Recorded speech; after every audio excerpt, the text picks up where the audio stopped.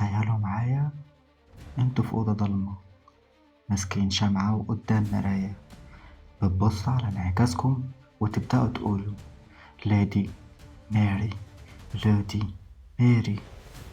بتقولوا ماري الدموية 3 مرات، وفجأة تشوفوا في انعكاس المراية من وراكم وشها، عيونها مليانة دم وملامحها مليانة غضب.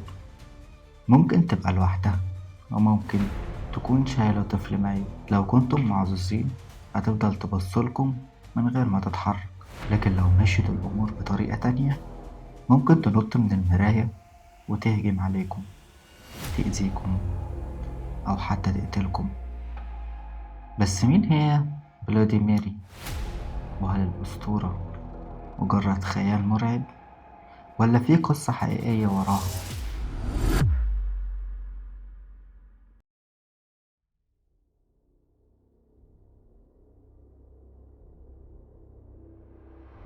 في أسطورة مشهورة جدا في الغرب، كتير من الأطفال بيسمعوها وفي اللي بيصدقوها. القصة دي مرعبة، لكن السؤال هو مين بلودي ماري أصلا؟ في اللي كان بيقول إن هي كانت ساحرة واتعدمت بالحرق، وقبل ما تموت أطلقت لعنة علشان تنتقم من كل سلالة الناس اللي قتلوها. وفي اللي بيقول إنها ست ماتت في حادثة، لكن القصة الشائعة أكتر بتربط الأسطورة دي بشخصية حقيقية، الملكة ماري الأولى، ملكة إنجلترا، أو زي ما عرفها الناس في التاريخ ماري الدموية. كانت أول ست تحكم إنجلترا بنفسها، وكان أهم هدف عندها ترجع الكاثوليكية لإنجلترا اللي كانت اتحولت للبروتستانت. لكنها علشان تعمل ده عملته بشكل عنيف جدا، وده خلاها تلقب بالدموية. مع وصول ماري للعرش بدأت رحلتها في محاولة إعادة إنجلترا للكاثوليكية، وده كان بالنسبة لها واجب ديني مقدس. كانت شايفة إن مسؤوليتها اتجاه ربنا بتحتم عليها إن هي تاخد قرار ضد القسطنطينية اللي كانت بتنتشر بسرعة في إنجلترا بسبب سياسات أبوها هنري الثامن وأخوها أدوارد السادس، اللي هحكيلكم عنهم كمان شوية.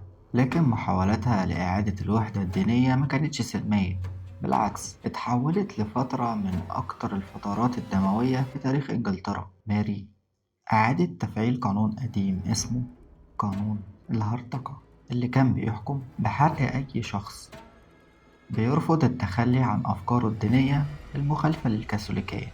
في سياق الدين، الهرطقة بتعني الأفكار أو المعتقدات اللي بتختلف أو بتعارض التعليم الرسمي للكنيسة أو أي مؤسسة دينية. هي كانت متخيلة إن شوية إعدامات كفاية علشان الناس تخاف وترجع للكنيسة الكاثوليكية، لكن اللي حصل كان مختلف تماما. في أكتوبر 1555 اتنين اتقدموا للمحكمة بتهمة الهرطقة. رغم كل محاولات إقناعهم من إن هم يرجعوا عن معتقداتهم، رفضوا يغيروا رأيهم.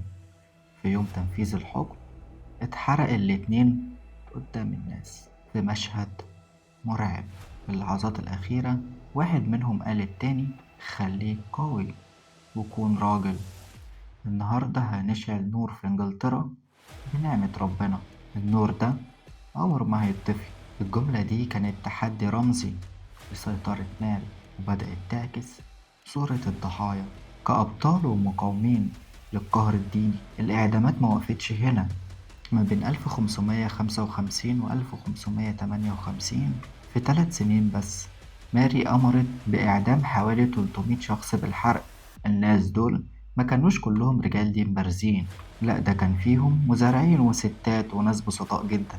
واحدة من أكتر القصص المؤثرة كانت لست حامل رفضت إن هي تتخلى عن إيمانها. رغم توسلاتها ماري ما أظهرتش أي رحمة. كتب مؤرخ معاصر عن الفترة دي القتل ما كانش الهدف الوحيد، كان الهدف نشر الخوف. الرسالة كانت واضحة، لو اخترت الهرطقة النار مستنياك. كاتب بروستانتي قرر يوثق اللي حصل في كتابه الشهير كتاب الشهداء. الكتاب ده كان مليان رسومات بتوضح الضحايا أثناء إعدامهم، والرسومات دي كانت وسيلة دعاية قوية جدا ضد ماري. لكن خطط ماري ما جابتش النتيجة اللي كانت متوقعة. بدل ما الناس تخاف وترجع للكاثوليكية، الجرايم دي أثارت تعاطف كبير مع الضحايا. الكنيسة البروتستانتية اتحولت لرمز للنضال، وماري اكتسبت لقب ماري الدموية، لقب بقى ملازمها حتى بعد وفاتها. تحت العنوان ده صورتها التاريخية ترسخت كملكة شرسة حاولت تفرض رؤيتها بالقوة على حساب مئات الأرواح. بس السؤال هنا، هل فعلا ماري كانت مجرد ملكة قاسية، ولا كانت ضحية لقصة من اليأس والإحباط؟ ماري اللي اتولدت يوم 18 فبراير سنة 1516 في قصر في لندن، كانت البنت الوحيدة اللي عاشت من جواز الملك هنري الثامن. ميلادها كانت لحظة فرحة عظيمة للملك والملكة، اللي كانوا شايفين فيها أمل استمرار السلالة. طفولة ماري كانت مميزة، اتعلمت على إيد أفضل المدرسين في إنجلترا اللي علموها لغات زي الفرنساوي والأسباني وعلوم الدين والموسيقى والرقص. أمها كاثرين كانت شخصية قوية ومؤمنة بالكاثوليكية بشكل كبير، وده كان ليه تأثير قوي على ماري اللي اتربت على نفس القيم. لكن حياة ماري اللي شبه الحلم بدأت تتقلب بسبب رغبة أبوها الملحة إنه يخلف ولد. الملكة كاثرين كان حصل لها كتير من حالات الإجهاض والولادات الميتة، مفضلهمش غير ماري.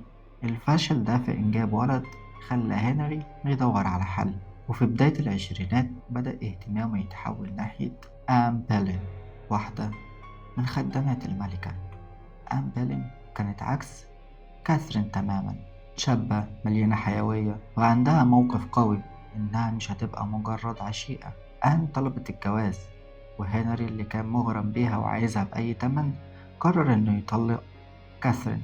القرار ده قلب إنجلترا. الكنيسة الكاثوليكية طبعا رفضت طلب هنري، فكان قراره إنه هيقطع علاقته بكنيسة روما ويفرض على إنجلترا كنيسة جديدة، وأعلن نفسه رئيس الكنيسة البروتستانتية، وكده بقى هو اللي مسؤول عن الكنيسة، وادى نفسه حق الطلاق من كاثرين والجواز من آن.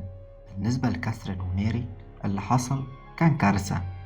كاثرين فقدت لقبها كملكة، وماري اللي كانت دايما محبوبة كوارثة شرعية بقت غير شرعية، واتسمت الآنسة ماري. ممنوع إنها تشوف والدتها، وعاشت حياتها وسط التهديدات والإهانة وتحت ضغط نفسي رهيب وظروف صعبة، كل ده وهي لسه بنت صغيرة. حظ ماري اتغير شوية في 1536. وقتها الملكة آن بولين اتهمت إن هي كانت على علاقة مع 5 رجالة من البلاط الملكي، منهم أخوها جورج وصاحب الملك. وحسب التهم مش بس كانت على علاقة بيهم، لكن كمان اتأمرت معاهم علشان تقتل جوزها الملك. تم إعدام آن بولين، والملك هنري اتجوز تاني من جيمس. العلاقة وقتها بين هنري وماري ابتدت تتحسن، ورجعها تاني لخط الخلافة بعد ولادة أخوها أدوارد السادس. بس ماري كان عندها تناقض داخلي، هي عايشة في قصر أبوها بس رفضها للتخلي عن إيمانها الكاثوليكي كان بيحطها دايما تحت التهديد. لما مات الملك هنري في 1547، أدوارد السادس كان مجرد ولد صغير بقى ملك إنجلترا. حكم أدوارد كان بروتستانتي بشكل صارم، وده خلى ماري في مواجهة أكبر. أدوارد حاول يمنعها عن ممارسة الكاثوليكية علنا، بس ماري رفضت وتحدت القوانين. في الفترة دي صحة أدوارد بدأت تتدهور، والموقف السياسي بقى متوتر أكتر. وفي 1553 مات أدوارد السادس، وحاول قبل ما يموت إن هو يضمن إن الحكم يروح لست بروتستانتينية اسمها ليدي جين. جين حكمت 9 أيام بس، لأن ماري قررت تستغل الفرصة وتثبت حقها في العرش. دخلت لندن وسط احتفال شعبي كبير، الناس كانوا شايفين فيها الملكة الشرعية. وأخيرا حصلت على العرش.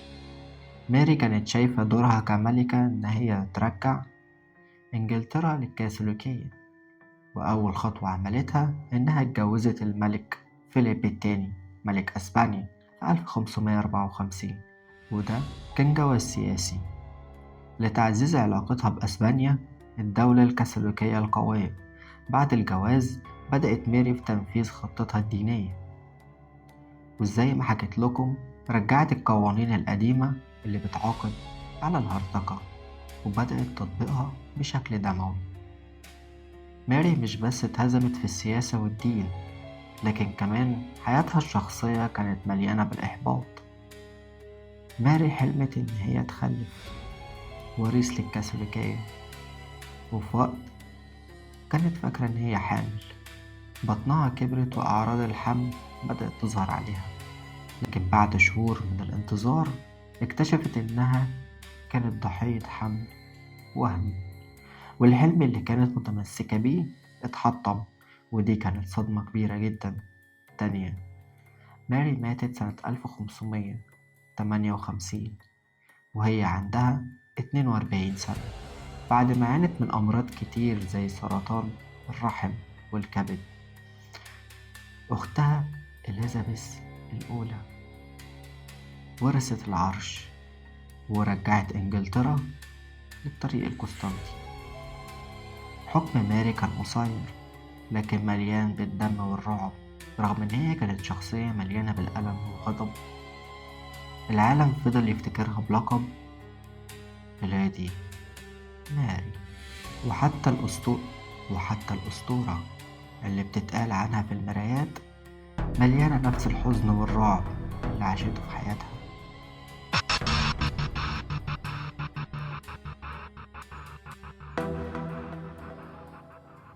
لو عجبتكم القصة ما تنساش تعملي لايك وفولو وسبسكرايب وتقولي رأيك في كومنت.